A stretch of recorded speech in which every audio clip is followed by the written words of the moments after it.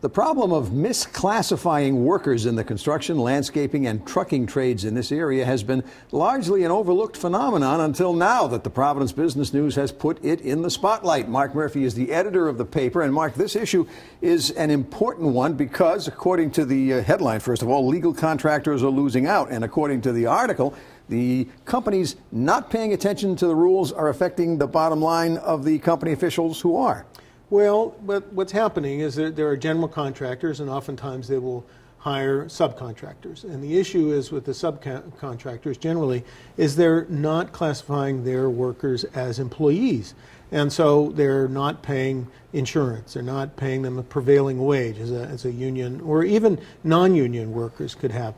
And part of the issue is that there oftentimes are no contracts. They're paying them by cash through, and the issue then becomes, well, you finish the work, there's no contract, and then maybe the contractor says, we don't like your work, we're not going to pay you at all. So at the same time then, because they have no administrative costs and all the rest of that things that comes with being legal, they undercut the bids by the contractors who are doing the right things. And still probably end up making more money than the contractors who do things by the book. Yeah, well, you know, when your costs go down, and now of course what you're charging goes down too, but you're right, they probably make more money. Are government officials largely aware of this? Are they taking steps to stop this sort of thing? They are. They have auditors. Also, Beacon Mutual, which is a workers' compensation insurer, they have their own auditors. And the state says they're going to try to pick up the enforcement, investigation and enforcement actions. Now, and there are some comments from, I'm not going to say the offenders, but some company officials who defend what they are doing. Well, I think that they feel like they might feel that they're cut out.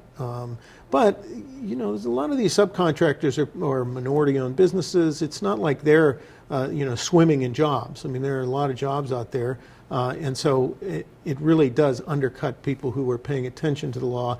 And they're underserved communities, populations as well. So there's obviously many sides to the story, and the full story is in the current edition in print and online of the Providence Business News, which this week in print also includes the annual 40 Under 40 winners. You just had we had the party, right? We had the party. And speaking of parties, Frank, since this is the last time we're doing this, we're going to celebrate.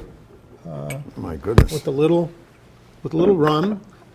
It's actually from a trip you can't really take anymore. It's to Cuba. So this is Cuban rum. Cuban rum. Oh, my. I won't give you too much. All right. Because you have to go on the air continuously, and I have to drive. I look at that several ways, because over on NBC 10, the fourth hour of Today with Hoda, and until recently, what's her name, Kathy Lee, they had wine on the table with them every day, and I think the current hosts do instead. Well, if they can do it, why can't we? Well, here we go. Sláinte, as the Irish say, and salud. Salud. Thank you very much, Mark. This is wonderful.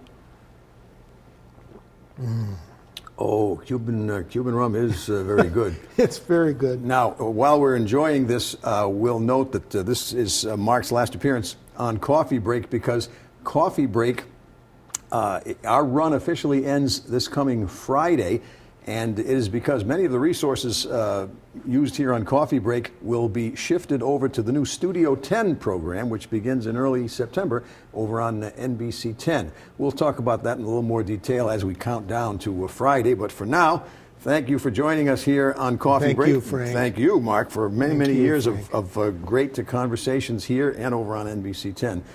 Thanks for your comments online, too. We'll see you again tomorrow.